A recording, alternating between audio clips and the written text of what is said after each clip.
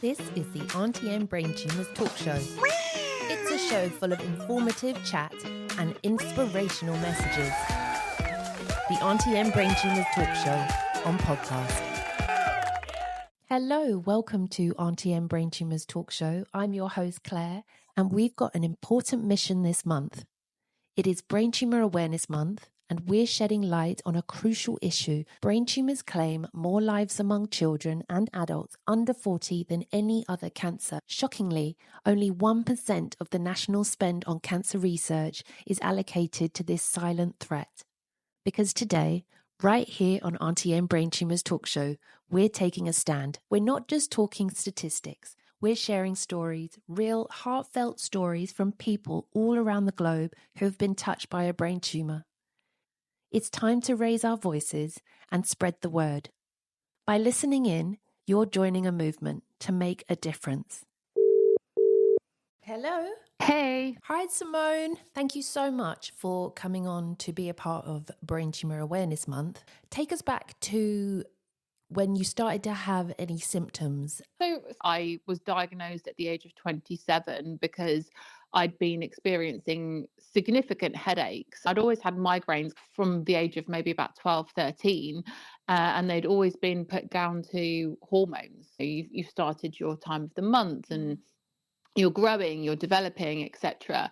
So I'd never really ever been concerned about anything to do with my brain, really. I did have a scan when I was 14, I think, and they said it was clear. So I'd always thought, okay, so when these headaches started again in that it was a January 2015, I just thought it was hormonal again. I thought, okay, maybe I'm feeling a bit run down. The difference was that I was really struggling to stay awake. I was very drowsy all day. And I put it down to stress from work and stuff like that. But I was really struggling to get out of bed. I was struggling to do anything. And so I went to my GP, got tested, blood tests, etc. And it came back that I was anemic. So I thought, okay, great, anemia. I'm going to start taking iron tablets and it's going to help me. But it didn't. And then fast forward, it got to July and I was driving. I'd gone to pick something up from Hertfordshire and I'd had a headache all day, and on the way back I'd started experiencing what I best describe as just I could see everything that was happening, but it's almost like it was like an outer body experience. My sat nav was working, but I didn't understand what it was saying. And so I kept missing turns. I was on the M4, but for some reason I was coming off on junctions because I thought that's what I was meant to do or whatever. And I just kept going round and round in circles, really. And then I was driving in a straight line. I was coming in straight into London on the M4. And suddenly the sun just felt too bright. So I put my visor down. And the next thing I knew, I was really struggling with moving my arms. They were almost like resting on the steering wheel, but I couldn't move them. And so I thought, okay, I'm going to pull over onto the hard shoulder because something's clearly not right here. And as I was doing that, that's the last thing I remember, really, because the next thing I know, I'd woken up and I'd been sick on myself. And I had my dog in the passenger seat. My dog was going absolutely crazy because he didn't know what was going on. And I was being flashed by a big lorry behind me because I was in the final lane going really slowly, probably about 20, 30 miles an hour.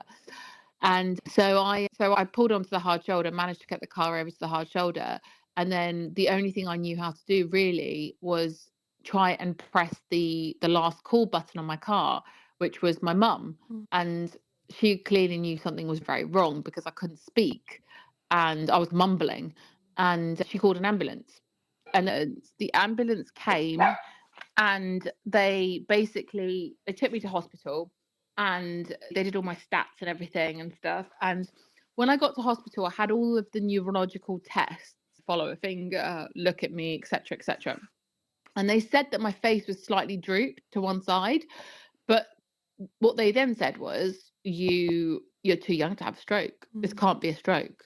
So what they suggested was that it was meningitis. Oh, God. And so they booked me in for a lumbar puncture to check for meningitis. And they basically said, go home, rest, And what we'll do is we'll get in touch with you. We will find out if this is meningitis. Obviously, you'll be put on medication. In the meantime, they gave me codeine, tramadol, and obviously said paracetamol as well. They said, take these medications, rest up, and you will get better. There's nothing wrong with you. So I did exactly that. I thought, okay, great news. This is not serious. It went from being really scary. And by the time I left hospital, I'd recovered. I felt more like myself again. I was very tired, but I felt a lot better than I did. And so I went home and I ended up being in bed for about 10 days. I was obviously getting up, but I was struggling to shower on my own. I was struggling to do anything. I wasn't cooking. I wasn't eating properly because I was just so tired all the time. And in the middle of that, I think maybe 5 days in, I called 111 again and I said, look, this is not getting better. I'm not very well. And they just said, oh, it's fine. This is probably quite normal. Only call us again if it's an emergency, or call an ambulance if you think it's an emergency. And I didn't want to make a big deal of it. So I thought, okay, it's not an emergency. I'm fine. I will be okay. And then my friend came round on that 10th day, and he said to me, he said, look, this is unlike you. You've gone from being this social butterfly, being out all the time, seeing people, to being a recluse, basically. You've been in your flat for 10 days, curtains drawn, you're not getting out. I'm going to take you for dinner. So I got ready, I got showered, got ready, and went out to dinner with him. And basically, as we arrived to dinner, he lives in Woking, so we drove to Woking. I followed him, and as we were sitting down in Bill's, I said to him, I said, I feel really sick. So he was like, okay. So I went to get up because I thought, oh God, I don't want to be sick at the table. And then suddenly my legs gave way from underneath me. I couldn't feel my legs. And at that point, I think everyone knew, okay, this is serious. So he flung me over his shoulder, bless him, and took me to the car and said, I'm taking you to hospital. And the nearest hospital was in Woking, it was St. Peter's. And he put me in a wheelchair at the hospital, wheeled me in and said, look, this is serious. This is what's just happened. And they took it very seriously. They took me straight through. They hooked me up to a drip. They started doing blood tests. And obviously I was then waiting to see a doctor. And this was at probably maybe 7, 8 o'clock in the evening. By about 10 o'clock, a doctor had come to see me and said, well, this potentially could be as a result of this meningitis that you've been diagnosed with.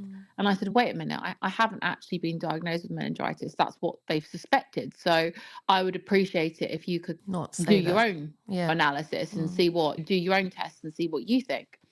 And it was weirdly at that point that, because I had my two friends with me, one of them was the one that said, why don't you scan her brain?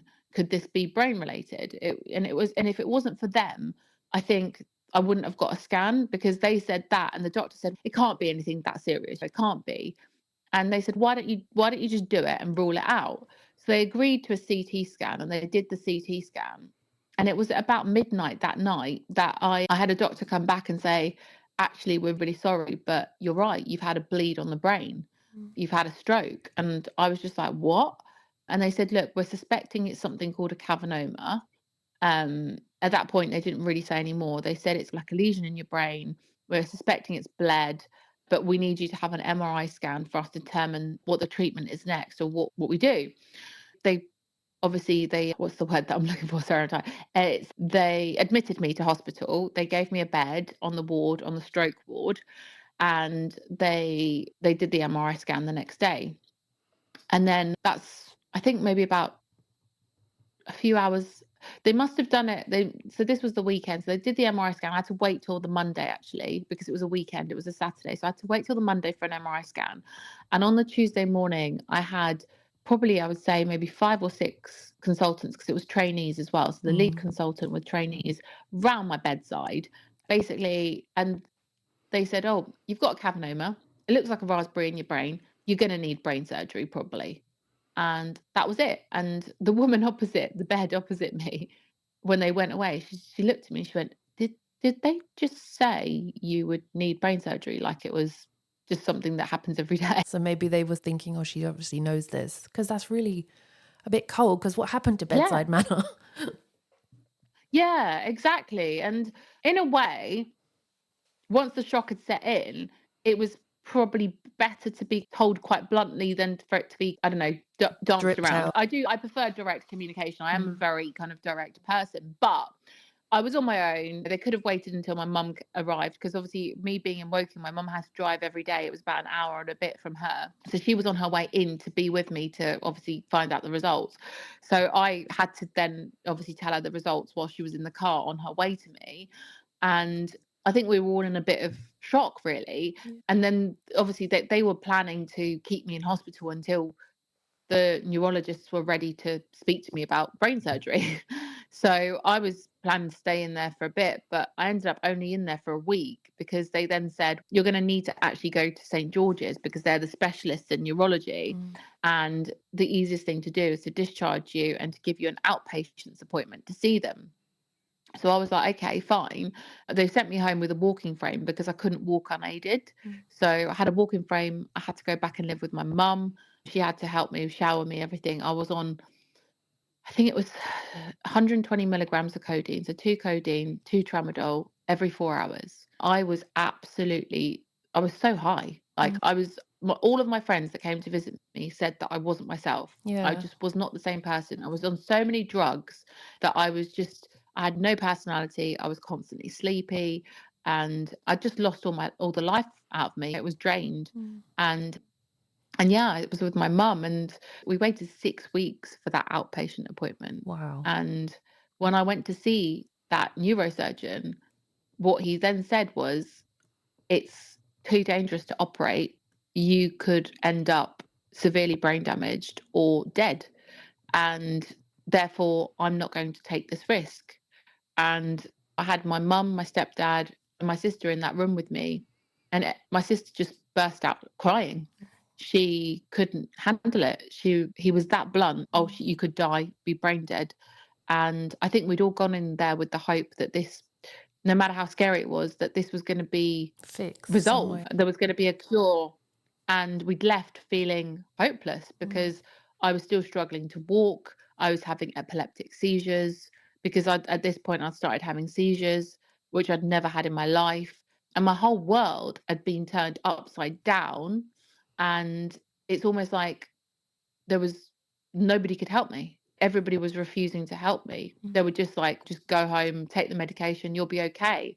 And as a 27-year-old, and somebody who's I've always been a bit of a fighter in life. I've been driven in my career. I've been driven in life. I've always wanted to succeed in everything I do. I give everything my all.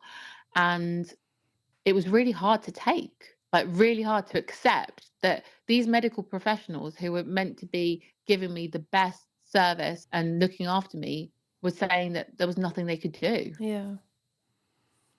It was, yeah. So I went and did my research, learnt about Cavernoma, learnt about how I could help myself, and then decided to go and see somebody privately. And luckily for me, he disagreed with the initial surgeon, and he said, I can get to it. I'm experienced in this. I can get to it. Yes, you might end up with paralysis down one side, but if you're willing to take that risk, then I'm willing to operate. And I had to have a functional MRI, because what he did say was, if your speech and language center is on this part of the brain, then I'm not going to touch it, because you will most certainly end up unable to speak and communicate. And in a way, I think he knew at that age that would be quite hard for me. And so we did the functional MRI. And even though I'm left-handed and the right side of my brain is where my speech center is supposed to be, my brain's actually wired differently. And my speech and language was on my left side. So as soon as we got those results, he booked me in for surgery. And I was booked in so my initial stroke, I think, was end of July, 22nd of July. And I was booked in for surgery on the 5th of December, 2015. And yeah, it's just, That's a big yeah, weight. it was. What did you do during that time what were you doing to process with that? How did you deal with that, for that gap and just being like the unknown?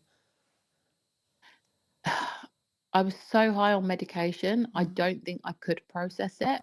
And I think this is what made things harder post-surgery, because I think I was unable to actually accept it and deal with it. and process how I was feeling emotionally. It was all kind of numb. It was blocked. That when I then had the surgery and it all came back and I was off medication, I just had a breakdown, like an absolute breakdown. And so did my family, because I think everyone was trying to be strong. Everyone was trying to be brave, and no one was talking about it. Yeah. And so after the surgery, it's almost like the floodgates opened and everyone was really suffering, really, really suffering. And this is why, with the charity that I founded a couple of years later, I would say my key goal was actually to be able to provide therapy and counselling to people, because I know how important counselling has been to me. And I also know how difficult it is to get, especially post-pandemic, when there are so many people suffering with their mental health on the NHS. And unless you can afford private, you're then left waiting probably months and months on a waiting list to see somebody. And we have been able to, because I'm very fortunate that my sister is a doctor of psychology. That's what her degree is in. She then did her PhD. And I went to her and I said, look, I really want to help people. I said, I know we haven't really got lots and lots of money to do this. How can we do it? And she is very much like me. We're very pragmatic. We always look for a solution. And she did some research and she found that charities like Mind, who obviously help with mental health, they employ a lot of third year doctorate students who have obviously done their psychology degree. They're almost doctors. They're in their final year and they need, let's say, 150 hours of training support. And what you do is you don't pay them, but you pay their supervision, which is something that they've got to have as part of their training.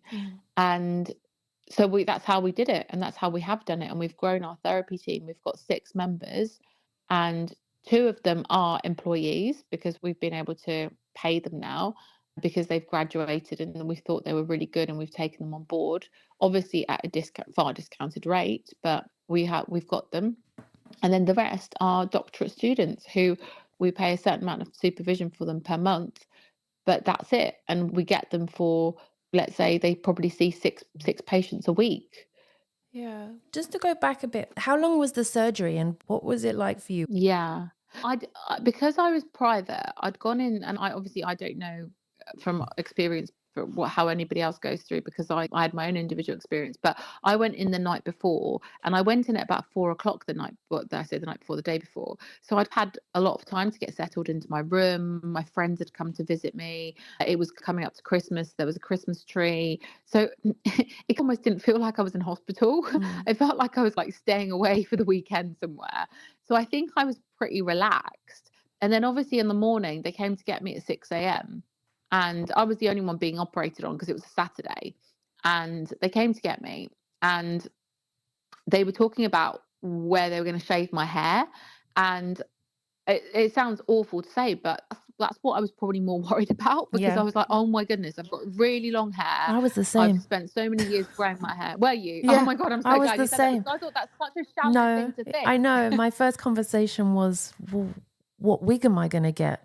Can I get some different colors? I was so paranoid, and that's all I thought about. Because the thing is, as well, when you're younger, I do think that there's this whole stigma around being ill. Yeah. And I thought, do you know what? If I get this over and done with, for me, I really thought this surgery was the solution. Because they'd said to me that the EEG had shown that my seizures were coming from the Cavernoma. Therefore, the chances of not having seizures post surgery were quite high. So for me, I saw this as the ultimate solution. I was like, I'm going to be fixed. And actually, the sooner I can get this done, the sooner I can get better. I can go back to my normal life. No one's even going to know I've been sick. Because I'd always worked in the city, and I was thinking, okay, I'm going to go back to normal life. I work in the finance world, and I thought I can't be out of that world for too long, because people will get suspicious, because I hadn't told anyone I was sick. So I was like, what I need to do is just get myself better, go back to work, and no one's even going to know anything's happened to me. And that's how delusional I was at that point, because it was delusional. And I'm sure that you're never the same person again. Yeah. And for a long time, I thought that was a bad thing, and I saw it as a bad thing. But obviously, I've really learned to embrace the new person that I am. And yeah, going down for surgery, it was scary, but I was more worried about my hair. And I think concentrating on my hair maybe deterred from everything else of, oh my God, I'm going to go through this. And they'd said it was going to be about 8 hours. So I was like, okay, great. They told my family to go home, but my family refused to go home. So they tortured themselves. And I always laugh about this because basically I had surgery at Queen Square, and they were central, and my family don't spend a lot of time in London because we grew up on the south coast. So I'm probably the London girl, and they're very much the kind of country guys.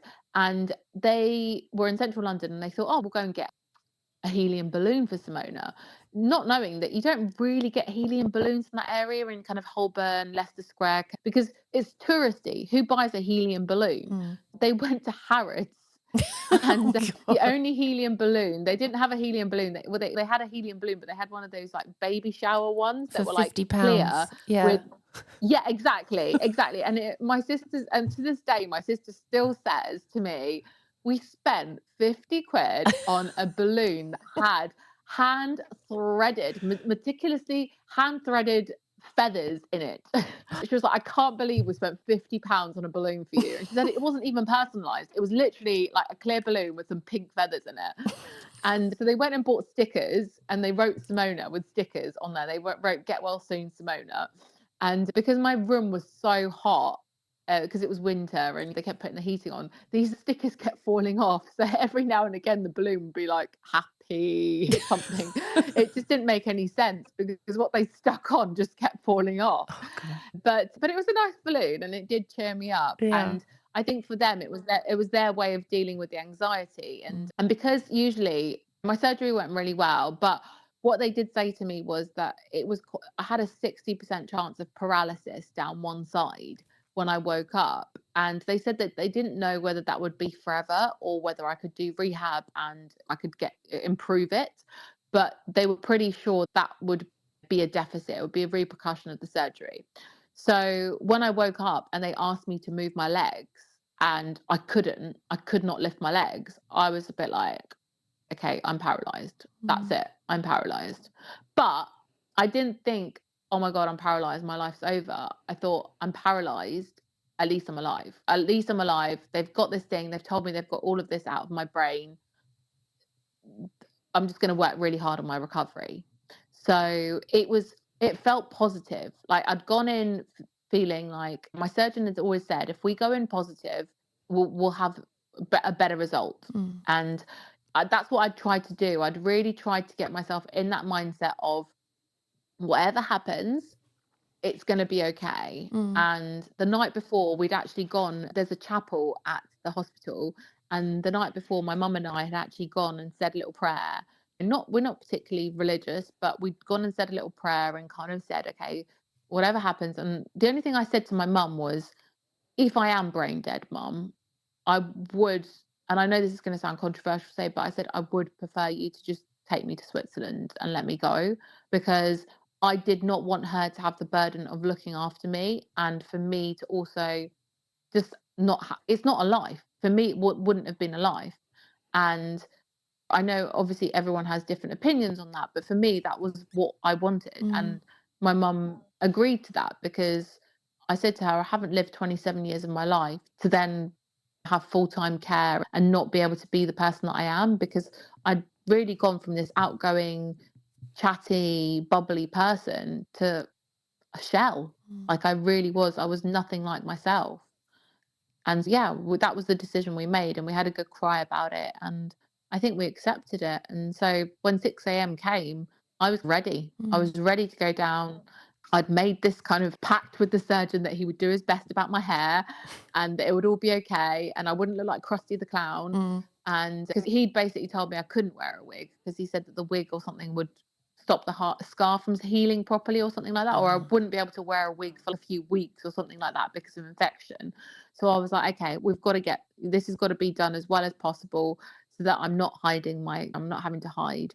And that was it. And yeah, and when I woke up, I was really happy because they'd shaved like the middle part of my hair, but they'd managed to cover it up by basically doing a comb over and brushing, because I had so much hair. They'd combed it over and they'd plaited it for me. They'd put Oh, it in 2 little plaits, and it was really lovely. So I was happy with my hair.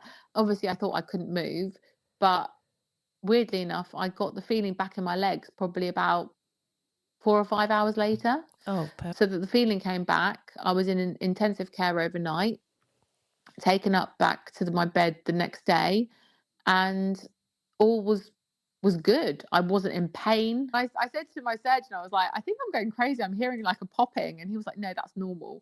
And that lasted for about 3 or 4 days. So that kind of put me off sleeping as well, because all I could hear was like, it was really disturbing.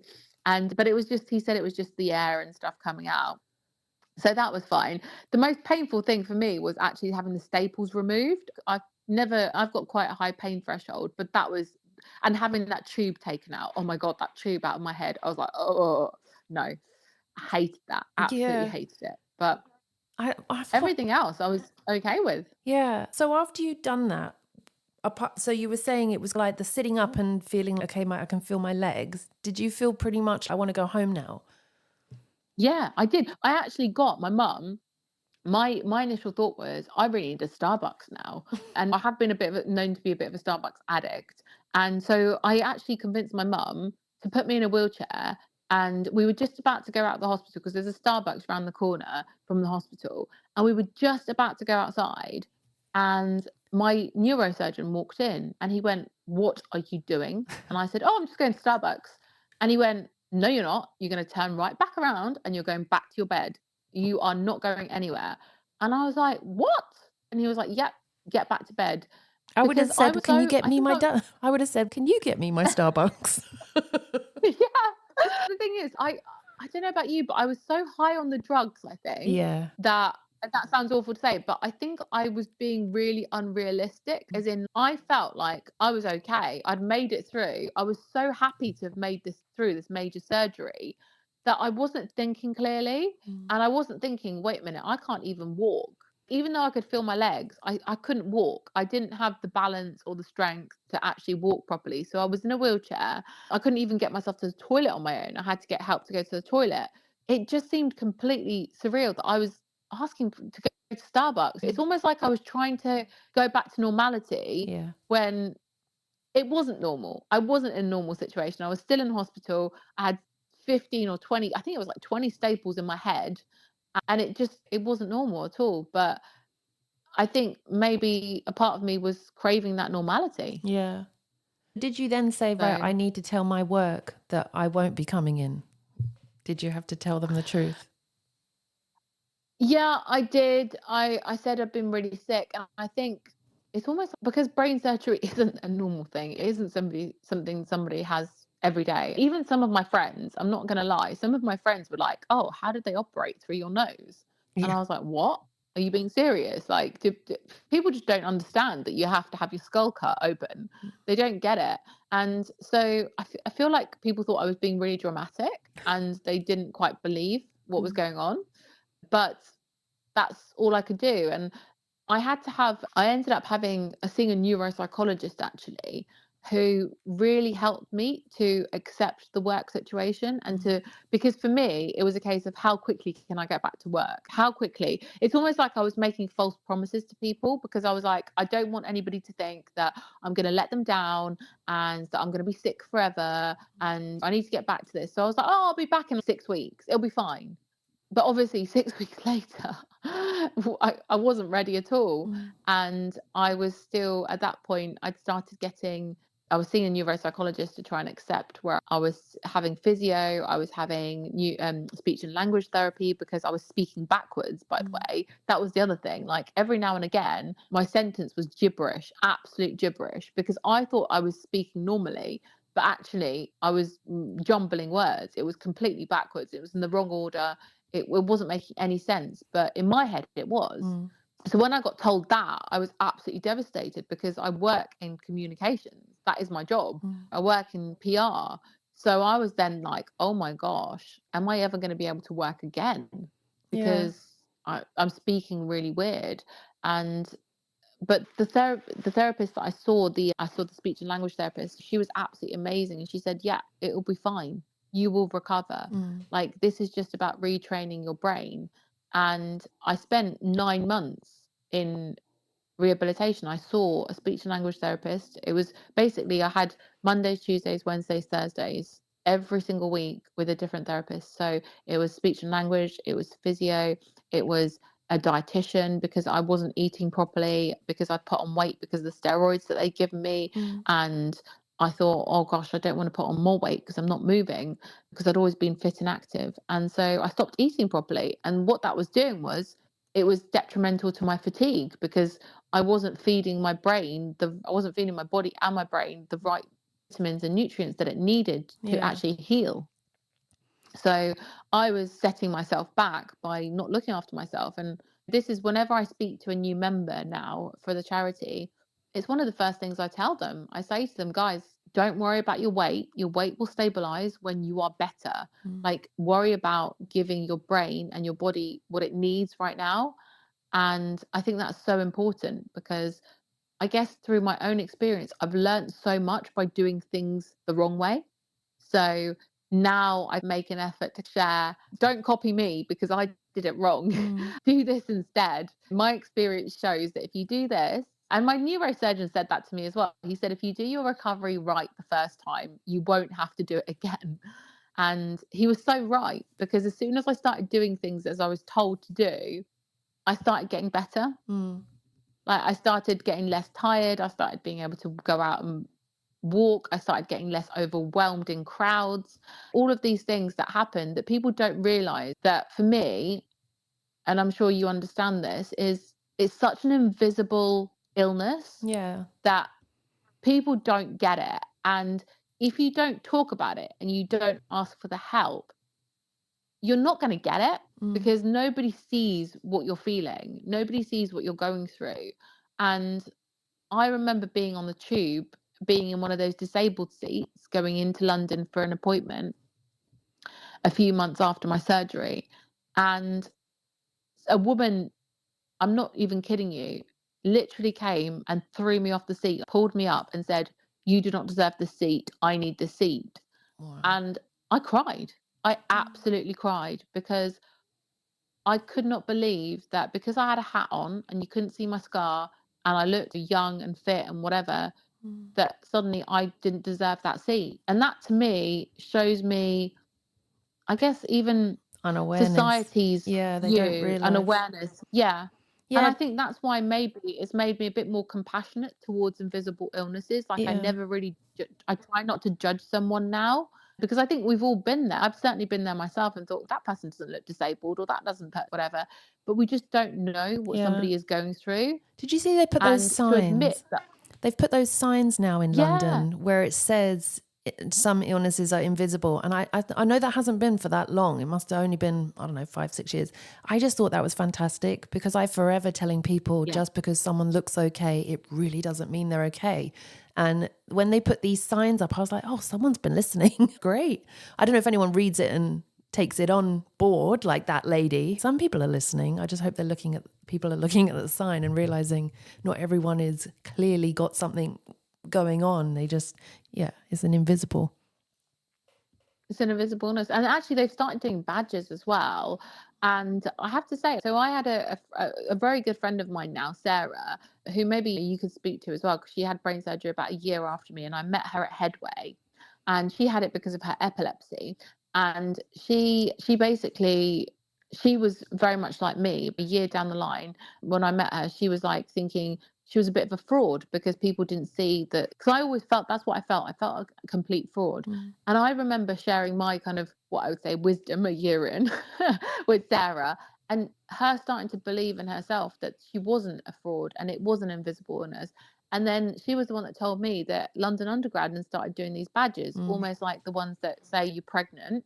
They started doing the invisible illness badges. And I thought, that's incredible, absolutely incredible. And they're free to get. Obviously, I don't feel that they're advertised enough. I think you've got to know that they exist. But definitely more and more is being made available. Even the Headway cards that you get, like Headway do cards that you can say, I've got this or I've got that. It's like all of these little things.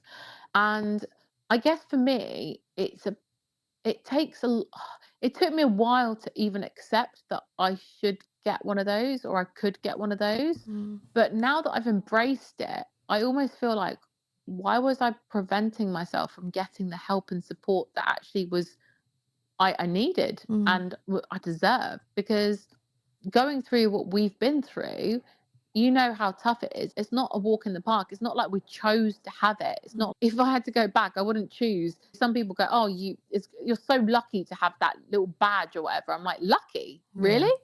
Because Do you want to if swap? this was lucky, Yeah. yeah, you want to swap, yeah. So I'm like, but I have definitely embraced it a lot more. I'm really an advocate for that kind of acknowledging disability Mm, and being okay with that, because I think it's actually really powerful to say, I need help. yeah. And I do that now. I'm very good at saying to my friends on days when my fatigue is really bad, or, I'm really struggling, "Oh no, I can't walk that far." Or actually, would you mind helping me out by taking the dog for a walk because I can't do that today? It's like these things that I never ever would have asked help for because I was so independent and I was so adamant that I was okay on my own. Now I'm a bit like, actually, why not? Because people do care, but you need to give them the space and you need to ask them. Yeah. Like, Did your friends say to you, because I had this, for me, my friends really were quite shocked by the way I was afterwards. So mine is slightly different because my personality had completely changed. But in terms of the things right. that kind of went back, but the things I was able to do, I wasn't anymore. And so my friends were like, "Do you want to go clubbing?" And I was like, "I can't, like, I just need to rest." And I think Yeah. they felt like I've lost my friend a little bit. And it took them as long as it took me to get used to the new me. And did you find the same thing? Like your friends were also going through it with you to adapt to the new you? Definitely. But then I also found that I sadly lost friends. Mm, People that I thought were friends, I lost because they couldn't deal with it. yeah. And I guess I saw that as a blessing in disguise, really, because as we go through life, we do outgrow people and things change. But the people that have stuck around have definitely proven to be the people that I need in my life. Mm, And they fully understand it, or they try to understand it. My best friend Rick, he has been there through thick and thin. Every time I've been back in hospital, every time something's happened, my mum rings him, he rings her, and actually between them, for example, I don't answer my phone for a couple of hours. My mum always rings Rick to make sure that if he's heard from me, or if he knows where I am. I feel like I've got a great support group. But yeah, you are right. But this goes back to me being vocal again. Like, mm, I had to tell them that I couldn't do those things. And initially, I wasn't saying that. I wasn't saying that. I was pretending that I could, or trying to be the person that I was, because I couldn't accept that I'd changed. And so it was only when I was walking over Richmond Bridge with one of my friends, and basically my left leg, because I have got a left-sided weakness, that's what I did end up with.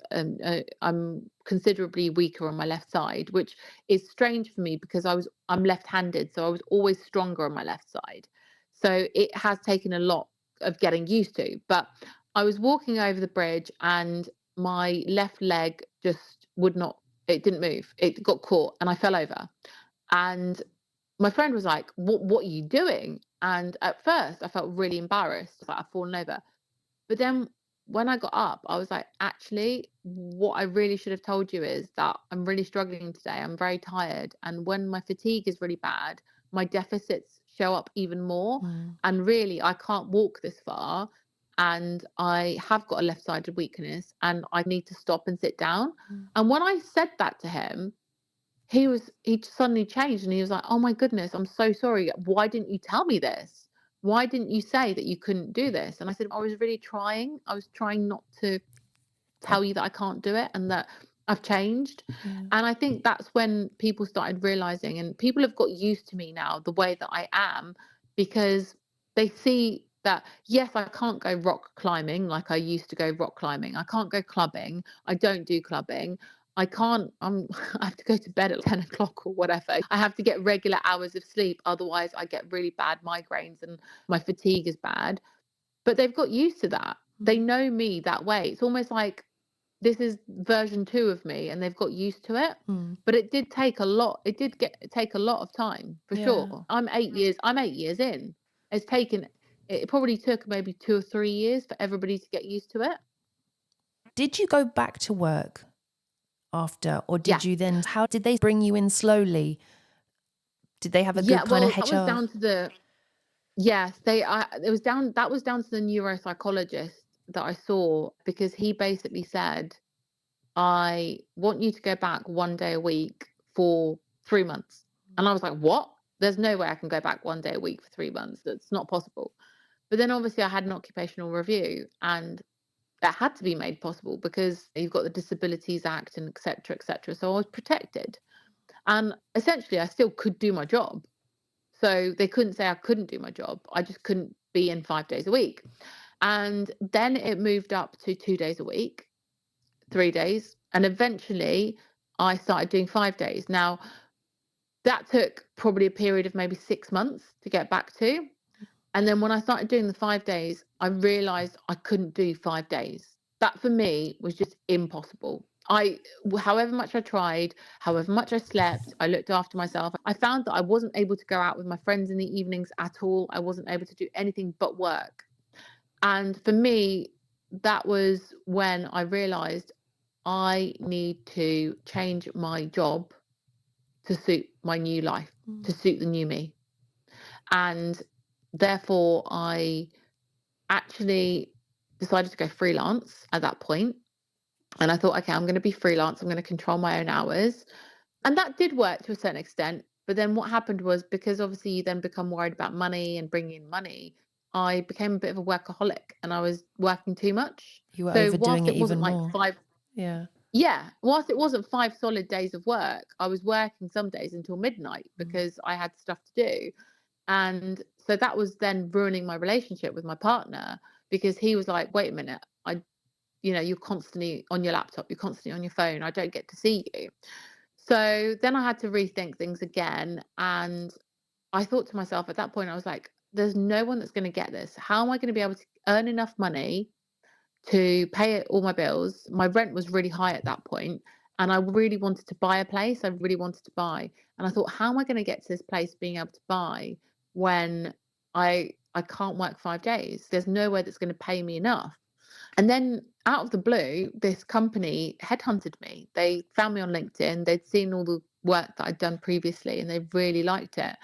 And they said, "We want you." And I was like, okay.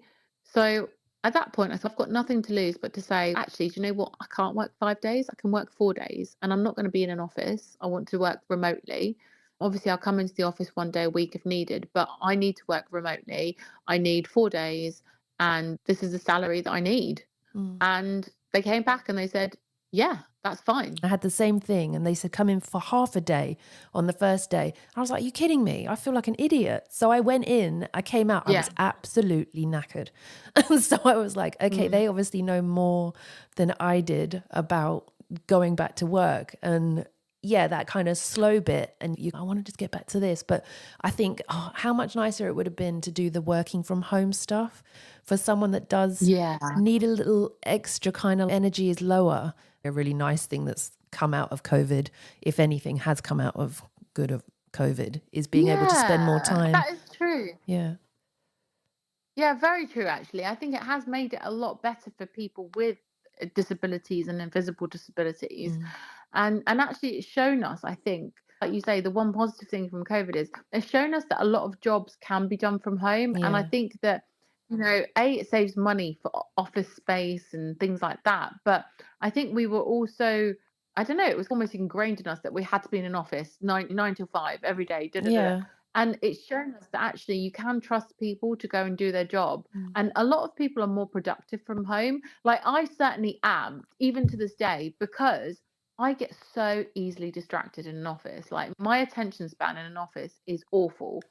And I don't know if that's the brain injury or whatever it is, but I find that when I'm at home, I get up, I have my routine, which I still really need in order to get myself out of bed in the morning, because I do suffer with the fatigue, and get myself showered, I get ready, and I start work. And it really helps me to have that routine, to know when I can switch off, And actually, my company were really good during COVID. They were really big on mental health. And so what they said was, they said, no, we want everybody to switch off at 5 o'clock. Don't work any later. Go for a walk. Clear your head. We want to make sure that you're okay. And if you need to work different hours, let's say you wanted to work, I don't know, start at 10 and finish a bit later, that's fine. As long as you get your work done and we know that you're working, it doesn't matter. So I think COVID's created greater flexibility for sure. And I was lucky with my company that they had already thought about that before. It's like they were ahead of the curve pre-COVID. So when everybody started working from home with COVID, I was a bit like, well, I've been doing this for a couple of years already, Yeah, this or like isn't a year. I think unusual. it's about Yeah. a year. This is yeah. And so yeah, it was really quite nice. In the last year, the company have invested in a bigger office and stuff like that. So I had to start coming in a bit more regularly, like maybe 1 or 2 days a week, because the role that I did for them, which I've just left, by the way, I've left my role, is because it's quite senior, I needed to be around, but they were still very good because I stopped being, I think I stopped being ashamed of my illness and I accepted it. And therefore, when I talk about my illness now, it's almost, I'm telling you this because you need to know it. But actually, I'm not going to compromise on this and this because my health comes first. And I think that when my attitude changed, other people's attitudes changed. As in, nobody denies me, unless I'm being completely unreasonable and asking for something ridiculous, nobody's going to turn around and go, no, you can't do that. If I said to my boss, actually, I'm really struggling today, I've got really bad migraine, do you mind if, for example, I used to work Monday to Thursday. So sometimes I would say to him, I said, do you mind if I take today off instead and I work Friday? Because actually I'm really struggling today. And he'd be like, yeah, that's fine, not a problem. Just clear your diary and I'll see you on Friday. So I think for me, it's about that confidence. And it's taken me a long time, Claire. Like it's really taken me a long time to accept that this is the new me. Yeah. I cannot do everything that I used to be able to do. But as my neurosurgeon also says to me, and I have to be reminded of every single year, I'm also 8 years older now, and people with age change anyway. And I think what I was looking at that 27-year-old me and being stuck in that age and thinking, oh, I want to be that person. No, people grow, people age, you start getting sore joints and this and that anyway. So a lot of the things I've been left with are, okay, yeah, they are as a result of my brain surgery, but a lot of people get headaches or sore joints or nerve pain because they're aging. So really, I'm unrealistic comparing myself to that 27-year-old because actually 8 years down the line, I probably would be in a different place anyway, regardless of the brain surgery. Yeah. Were you doing the Cavanoma Society? That the same with the job that you were having, or you put the job aside and then you've started doing the charity work? No, it was alongside. So a lot of people, I was actually saying to my friend this morning, a lot of people think that I work for my charity and I get paid. I've never been paid a penny. I actually don't even take expenses from my charity. I've ended up almost giving money to my charity. I started it because I was frustrated about the lack of support and the lack of services that were available. Like I say, I was very lucky to get the help that I got because I'd gone privately, and then because of that private referral, I was seen very quickly on the NHS and I got the support that I needed. And that neuro rehabilitation that I received for the first 9 months of my recovery, life changing for me, absolutely life changing. And I don't know if I would be in the same place now if it wasn't for that. So I then thought naively, I thought everybody surely has this available to them. But they do and they don't. Like it depends on what area you live in. It depends on the funding available. It depends on the services available. And I thought with the charity, my aim eventually is to be able to make those services available to everyone. And we have done slowly in the last, we're going to be 5, I believe. Yeah, 5. We're going to be in July the 16th. And we've already achieved so much in the sense that we've had 5 retreats. We've held 5, we call them Heal Your Brain. And basically we use holistic healing. So it's about, okay, we're not going to heal your brain really, but we're trying to heal your mind in terms of the anxiety that you live with post-surgery or pre-surgery, or living with the condition, because obviously some people can't have surgery if they've got a brainstem Cavernoma or a spinal Cavernoma. But we try to provide yoga, counseling, meditation, all of those things that you can use to just calm yourself and to get yourself in a better place, because I know that they helped me. We also provide help with benefits, because money is always an issue. When you've become sick out of the blue, it becomes an issue very quickly, unless you're very fortunate and you've got savings or you've got a partner that can look after you. A lot of people struggle financially. So we try and take away the financial burden by helping with the benefits applications, getting people money and support that they need so that they can concentrate on their health. And we try and link people up. So we will do online get-togethers during COVID, post-COVID, but we also do face-to-face. People meet for a coffee and a chat. And it's these little things that make a huge difference. It's building that community, because the person that best understands you is firstly yourself, but then also the other people that are going through what you're going through. So it helps all of our members to understand, to hear somebody else's journey, to hear somebody else's perspective, because then they feel less alone. All of these questions, the questions that I even had about myself, is this normal for me to have this popping in my head? I then spoke to somebody else and found out that is normal. So it's, yeah, we're trying to provide the level of support. And I basically was doing the charity on my day off, which was my Friday. And then it's grown so much now that I'm really having to think about the next stages of the charity, because I did not expect it to grow this quickly and the way that it has. But it has, and I'm so proud of that. So now we're looking at, okay, what's the next stage? Do we hire people? Do we have money to hire people? How do we keep the funding consistent? So I want to be in a place where I'm providing the strategy, but I'm not doing the day to day, because I love my charity to bits. I'm so proud of what we've achieved, but it's become too much about me, if you know what I mean, because people phone up and they want to speak to me because they want to hear my journey. And that was never in my intention. I want to use my experience to help people, but I don't want this to be about me. This is about the condition. It's about helping people with the condition. And as long as we're providing that, I don't need to be the face of the charity. It's, the charity will continue regardless of me. It's probably good that you put, I need that legacy. It's probably good that you put the name of what the disease is, or what it is, the type of kind of illness. So if you'd put your name, can you imagine?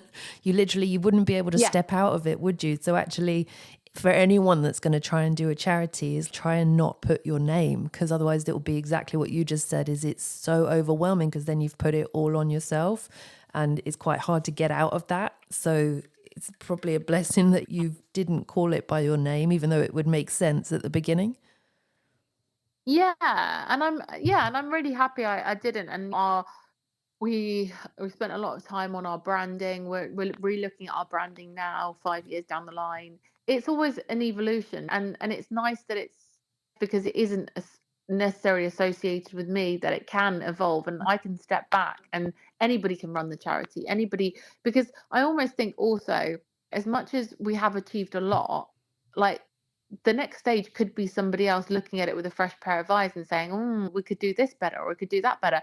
And I'm not afraid of that. I'm not afraid of somebody taking over and going, actually, maybe we should do this instead, because it was my baby. But I think as I've grown up with this, with the condition, and I don't know about you, because I think you had your surgery maybe similar time to me, but I feel like the condition no longer defines who I am. Yeah, I've moved on. I really feel like I'm never going to be recovered, but I'm no longer having to explain to everybody, oh, by the way, I do this, or I trip over because I've had brain surgery. I'm no longer having to justify who I am.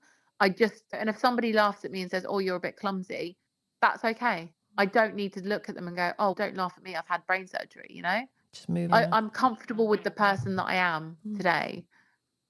And that's quirks and all. That's everything that comes with me, whether it's I forget a word, or when I'm tired, or I trip up, or I burn myself, or I cut myself. Do you know what I mean? All of these things, they're who I am. They are now me. And that's okay. Yeah. And yeah, so the charity, it's good, it's going well. And I really just, our aim is to just continue helping people, because as I'm sure, it can be a very lonely time. It's a scary time. It's a lonely time. You're having to rethink, like, your life changes overnight. Yeah. And you have to rethink everything. Like you said, you have to manage relationship with friends, with family, with your job. There's so much to think about. Yeah. And it's hard. And it's, I'm sure it's like with any kind of long-term or chronic illness, cancer or whatever it is, it is hard. But I think for me, what I found was that breast cancer, or even like things like bowel cancer, people understand a lot more, whereas we don't really talk about enough about what goes on in our brains and how that affects us. Even our spine, actually, because I think spinal cavernoma are so prevalent. They're getting more and more prevalent now. And it's, yeah, spinal cavernoma can paralyze you overnight. That's scary. That's really scary to think. And we've got a member, actually, he's only 31. He was paralyzed at the age of 29. He started getting pins and needles in his legs and didn't really take it very seriously. Went to hospital, got told he had a cavernoma, woke up the next day and he was paralyzed from the waist down. Heartbreaking. It's heartbreaking. It's absolutely heartbreaking. And Yeah. it just goes to show. And I don't know about you, but it's really taught me more than anything is life is so precious. And that's why I think I've accepted where I am today and the person that I am. Because if I'm living in that past and wondering what I could be like now if this hadn't happened to me, I'm wasting time, wasting precious moments that actually I could be living in and enjoying. So I Have you try ever and make my life as easy and simple. Have you ever Sorry. had someone say to you, "What were you like before?" I don't know if that's just me, where All the time. I'm like, "Are you kidding me?" I'm like, I was Yeah. 25. I was a completely different person. But when someone says that, I'm like, I'm hoping I'd be fairly similar to what I am now. Just, Yeah. I'm a bit like blinded on one side. I can't see. But I'm like, I'm hoping we would all still be a very similar person than what we are now. Yeah. People ask me all the time, because a bit like you, mine was frontal lobe. I don't know if yours was frontal lobe, but my personality did change. My mum says that I'm a lot more impulsive and I have less of a filter, which I don't always think is a bad thing, I don't because think I'm a it's a bit like, bad wow, thing. why beat around the bush? Yeah, but we also can No. use, I feel bad because I kind of use that one. Was I on a Yeah. filter? Yeah. Or did I just want to say what I really think? Yeah. Yeah, exactly. I maybe do use it as a bit of an excuse. Oh yeah, I'm sorry, I haven't got a filter. I've had Yeah. brain I surgery. had But surgery. like my family look at me and they definitely say I've definitely changed. Like, my personality has changed. But the people that don't know me, or the people that I get asked all the time, it's like, what's different about you today? And it's like, well, the left-sided weakness, unless you ask me to grip your hand and you can then see the difference in the strength in my left arm and my right arm, you wouldn't be able to tell.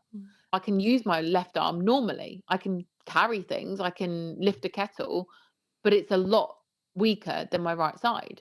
When I'm at the gym, my PT, for a long time, he couldn't understand how I could lift things, like lift weights, heavy weights actually, because I've learnt to lift to a certain level, but I can't lift them above my head, and I can't lift from behind. If my arm's behind me, I can't push forward, not even 1 kilogram.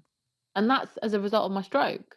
And it took him a long time to realize that. And my balance as well. He put me on a box and I'd fall off because I couldn't balance. And he'd just laugh at me and he'd be like, wait a minute, what's going on? And it's those things that people can't see. And it's hard to describe. Like, when somebody asks you, are you the same person? It's, no, I'm not. But how many things do you want me to list? Yeah. It's I'm happy with who I am. So I don't need to go back and compare. But yeah, I get asked it all the time, because Yeah. I think for people, again, it goes back to not knowing what brain surgery is. I think people are fascinated. So they always ask, okay, so how did they glue your skull back together or whatever? And I'm like, I had staples and I've got titanium in there and I've got 6 titanium screws and a titanium plate. And all of these things. And that's when people are like, oh my God, you're bionic. I'm like, no, but if I go for a metal test, like at the airports, it does flash up sometimes. And sometimes I have to be searched on my head. And I'm like, that's my skull. That's the titanium plate in my skull. I'm not hiding anything. But yeah, it's hard because I think every time somebody asks you, it makes you almost relive it. Yeah. And because you have to go back and think, wait a minute, how have I changed? But yeah, I just don't bother answering that question. I just say I have changed. I'm a new person. That's it. I can't tell Yeah. you. Yeah. There's no point going into it because what's the point if they don't know the old you? Then Yeah, it doesn't what's matter. the point? Yeah. Yeah. Yeah. With the website, you were saying about you do groups and you have the therapy. So is that in the area that you're in, or is this something online? It's everywhere. So we do it online. And again, COVID's got a lot to answer for, but good things as well. And I think therapy in general, like even my sister, who is a therapist, she does most of her therapy online with clients unless they really need to see her in person. So yeah, all of our therapy is online. So the students that we have are based between, we've got students from Leeds University, we've got students from Durham, we've got students from all over. We're even speaking to Roehampton at the moment, Roehampton University. Yeah, it's all online, and our members are nationwide. We've got members in England, Scotland, Ireland, and Wales, and we even do therapy sometimes with members abroad because there are countries such as Spain and Portugal that don't really have Cavernoma support. So as long as the member can speak good enough English and can communicate, we do offer the therapy because it's not funded. If we were to get a grant, for example, from the National Lottery, we'd probably have to only see UK-based people because the grant would be UK.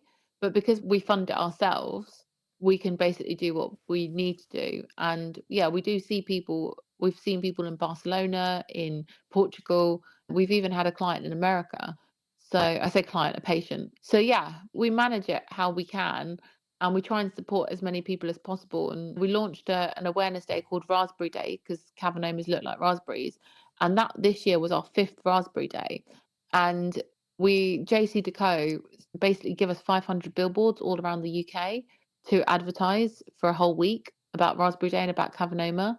And for us, that's building that awareness. And yeah, we had our first billboards in Ireland last September. So now we're trying to really support Irish members because they've got zero support over there in Northern Ireland and in mainland Ireland. So it's trying to build as much awareness and trying to build awareness amongst the doctors as well, because Cavernoma is so rare. 1 in 600 people could have it. But for it to be active like it was with me and cause the damage that it caused, and for me to need brain surgery, only 1 in 400,000 people get to that stage. So it's incredibly rare. Yeah. And therefore, even the neurologists and neurosurgeons don't really understand it. Yeah. And that makes it even scarier for the patient because you're then having to Google and find out about your own illness. Yeah. And that's why we step in. That's what we're there it's for. nice We're that there you've to got provide that. that information. Yeah, just so people Yeah, can. What's the actual website, and what do you call your tag of social media if people want to find you? Our website is www.cavanomasociety.org.uk, and our social media is just Cavanoma Society. I think on Instagram we're Cavanoma_society. On Facebook we're the Cavanoma Society, and then we're on Twitter as the Cav CAV SOC SOC, because obviously Twitter's a lot shorter on the handle. So I'm guessing Twitter though being X. Do you know what? I'm exactly the same, and I don't know if I'll ever get it right. And it's only because I've written it down that it says X instead of Twitter. X, yeah, I have it written down. I keep forgetting. No, I've written it down because I say it wrong all the time, and I thought I'll say it because you're doing exactly what I do. The thing is that you get used to something for so long, don't you? That it's so hard to then when it changes. But can't they just with change that it kind back? of black X. Can't they just change it back? I know, with the little bird, the little tweet. Yeah, no one likes his building anyway with the X. With his big no one likes the branding. I know. Yeah, we also have a chat group that's off social media because what we found was a lot of feedback was that some people just don't do social media. Maybe some of our older members, they don't have Facebook or the other platforms. So we started a secret group on something called Mighty Networks. Yeah. So we have a secret group on Mighty Networks that basically, as soon as somebody joins as a member, we send them the link to go directly to it, because it can't be searched, because it's completely anonymous, so that anybody can say anything in there and they don't have to worry about their employer finding out or their family finding out or whatever. We want people to have complete freedom to speak and ask questions and talk about how they're feeling. And so we have that secret group, and that's got a lot of our literature in as well. We post different yoga videos and support in there as well. We post all of our events in there. So yeah, so we have different platforms because I think, especially with a brain injury, not everyone can handle the stimulation of some different platforms. So we have to be, I guess we've learned, we just have to be mindful of that and be available for all different everybody else's needs. And so we try and communicate. Some people prefer to communicate on WhatsApp, and that's fine. The issue for me at the moment is that I'm the only one that kind of responds to that. So I get, a lot of WhatsApp messages, and sometimes it's at 11 o'clock at night, and I've had to really work on my boundaries in terms of responding, because obviously the helper in me wants to go, oh yeah, I want to answer that, and I really want to help you, and I really want to support you. And then the wellness side says no. The wellness side says, no, I'm also a patient, and I've got to look after myself, and I've got to set this boundary. And I've had to learn, that's one of the main things also that I've had to learn, because my sister said to me at one point that a lot of patients were pushing themselves more because they were seeing what I was doing, and they were saying, well, if Simona can do it, then we can. And I was providing the wrong kind of influence because I was pushing myself. And that's all that they were seeing. They weren't seeing my bad days when I'm in bed because I can't move. So I've had to learn to also be realistic as well, and say to people, actually, I'm having a bad day. Don't do what I do. If I'm pushing myself, don't copy me, because that's going to end up with me having a day in bed because I can't cope anymore. Yeah. Is there anyone you want to say thank you to?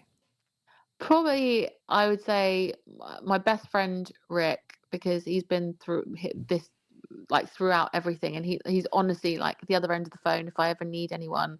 My family, and I guess the people, and there are so many of them that I've met on this journey that I've learned from, that have really, they've said to me, they've been very honest with me, and I think I like that. I need that. I need somebody to be blunt and say, you're pushing yourself, you've done too much, what are you doing? This is unrealistic. And then obviously the people that have helped me set up the charity, Carolyn, who was my first trustee, we set it up together between us, and Caroline, I've got Caroline. They were the first people that believed in me and believed that we could do this. And if it wasn't for those people, I think it's so easy to fall into that trap of, I'm not good enough, I can't do this, I've had brain surgery, I've been sick. But when you've got the belief of other people behind you, start to believe it yourself. And true. I'm so grateful for those people that haven't given up on me. They've challenged me when I've needed to be challenged, and they've supported me and loved me the way that I am. That's really nice. Thank you very much for taking the time and talking about your charity and your story, and just being a part of Brain Tumour Awareness Month, and just something where someone's had their life completely changed, but it's just shown that the things you've done, because of it, it doesn't have to end just because of something so horrendous has happened. Thank you so much. And I really appreciate you speaking to me. And I think what you're doing is incredible. So thank you. Thank you. I really hope it gives somebody some hope or helps somebody, because I guess that's the only thing we can do, is share our story and hope somebody will be able to relate in some way. But yeah, thank you. Thank you very much. This is the Aunty and Brain Tumours Talk Show. It's a show full of informative chat and inspirational messages. The Aunty and Brain Tumours Talk Show on podcast.